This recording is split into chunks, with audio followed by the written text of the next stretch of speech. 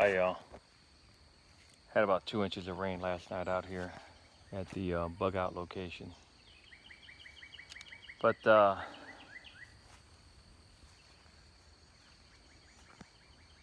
this one's about sharing your preps. Can you afford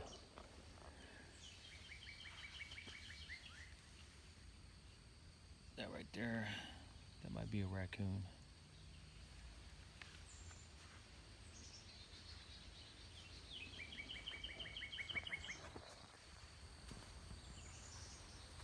I'm out in the woods, I have to be alert. Can you afford to share your preps? Most of us can get right down to it, can't. Think about it.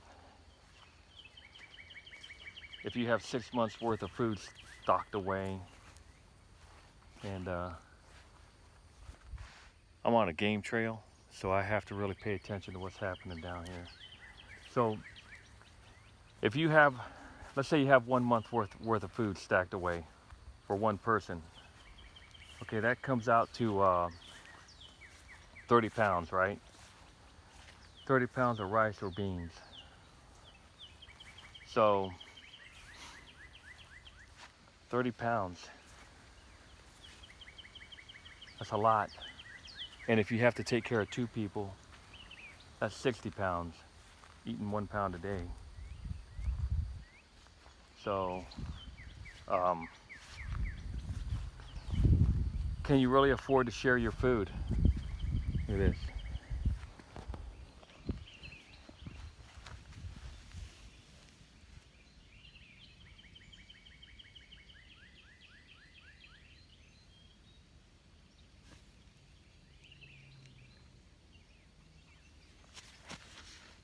Still got my shoes on. So 2 people for 1 month is 60 pounds worth of food, okay?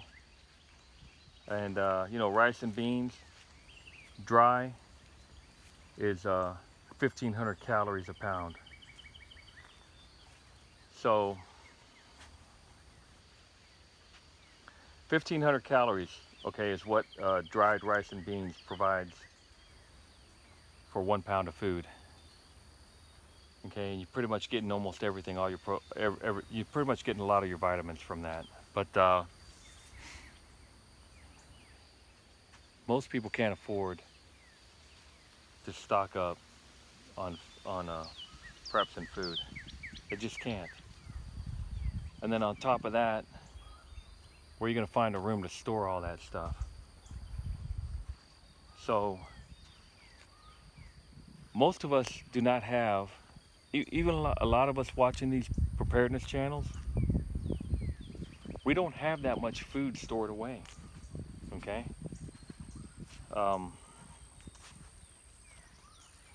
They say most people don't even have 3 days worth of food in their house. So the chances are pretty good that no one's gonna come knocking at your door asking for food. But if they did, and you're in the city, should you give them any? Okay? If you have, let's say you have 1 month worth of food, 30 pounds of food stored away, okay?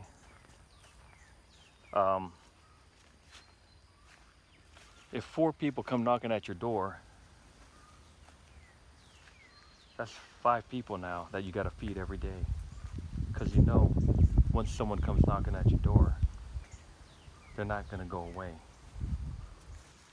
So your 30-day supply of food now is only gonna last you 6 days. Okay? And then once everyone finds out, like, that there's somebody in the neighborhood that has food, you think that those 5 people are gonna be those 4 people are gonna be the only ones showing up at your door? Check this out. This looks really cool here. You think those 4 people are going to be the only ones showing up at your door? No. Everyone's going to find out because people are going to be going, because everyone's starving. So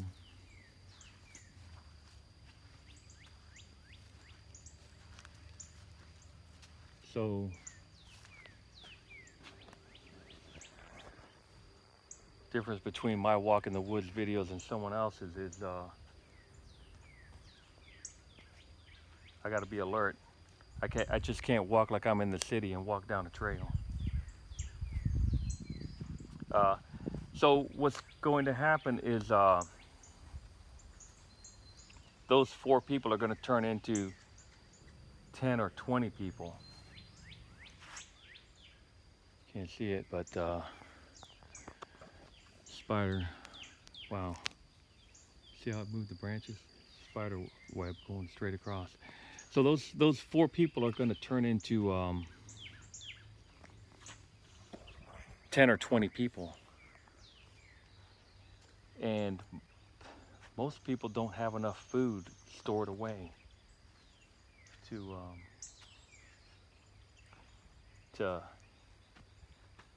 give away to somebody. And if you're in the city, everybody knows that. Because, you know, everyone's pretty much the same in the city, right? Nobody stores anything. So you got to really decide what you want to do if somebody comes knocking at your door. Best thing to do is try to get out of that city if you can. But a lot of people don't have anywhere to go.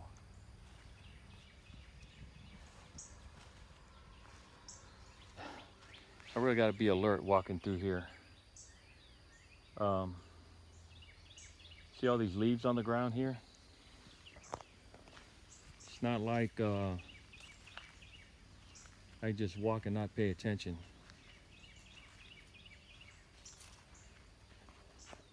But I could spend hours out here. And the sound of the birds and all the noises changes as you walk through here.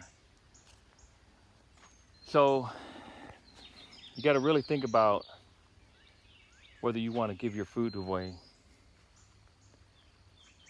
if someone comes knocking at your door. I don't think it's safe to give your food away. I used to think that it was okay because a crisis wasn't going to last that long, you know, maybe a week. But we're seeing what's happening right now. I mean, war's going on, and you can't, you know, it's hard to get supplies and food in to the people that are stranded. Just think about that Selco story. You know, there's a video on there. You know what? I'm going to put a link to it. And he explains in his video how hard it was. But but over there with Selco, they were getting food dropped in over there in Sarajevo. They were getting supplies dropped into them. But what happens if you can't get supplies?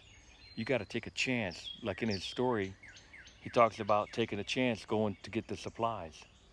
You can't really leave where you're at to go get supplies. So there'll always be some kind of government handout, but it'd be too risky to go. I don't think it's safe to give away your food because if you get right down and think about it, nobody has enough extra money. Food is money, okay? And people don't have enough extra money to give away to charity, you know, when there isn't anything left. And 60 pounds for 2 people a month for 1 year. Well, 10 months is 600 pounds. So 2 people to eat for a year is, you know, 30, 60, well, 600 pounds. 720 pounds for 2 people for 1 year to be able to survive. That's a lot of weight to carry, okay? And that's just for 2 people. So if you got a family of, let's say, 4, 360 days times, you know, 4 is 1200, 1200 plus what, 60, 1200, about like almost 1500 pounds worth of food. Do you really think people have 1500 pounds worth of food stacked up somewhere in the closet or in a spare bedroom in their home? No, most people don't. They can't afford to have that kind of you know, stuff laying around. It takes up a lot of room. So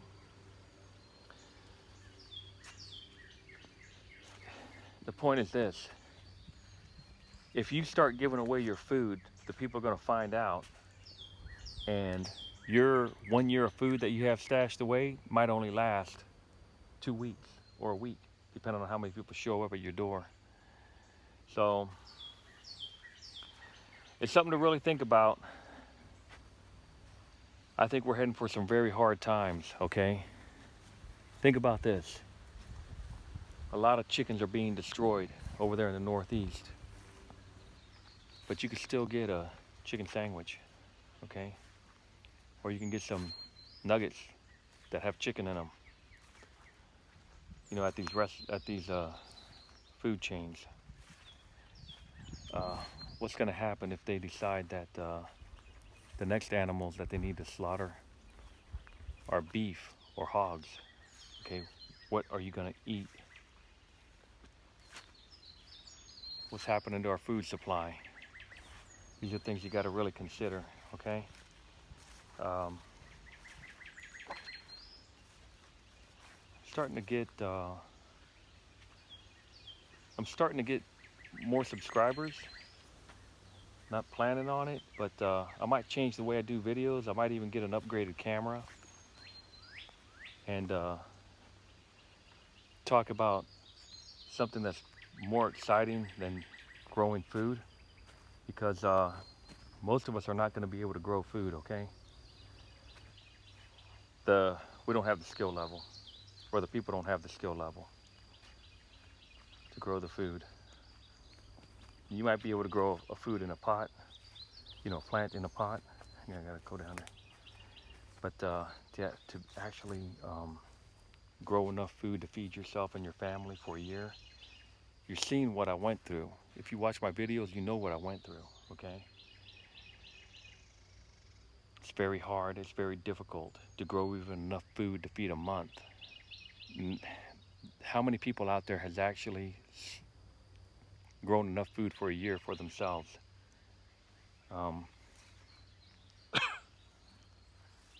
Very few. Very few people actually have the skill level or the ability to grow enough food to feed themselves. The people that do have got an abundance of water, unlimited water, and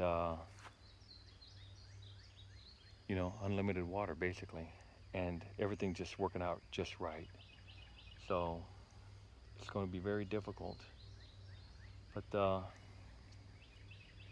I don't know, if I start getting more subscribers, I might actually invest in a camera system and do these like different kind of videos that are more exciting.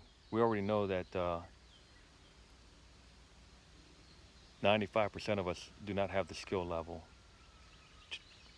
95% of us preppers do not have the skill level to grow enough food for ourselves or even a family.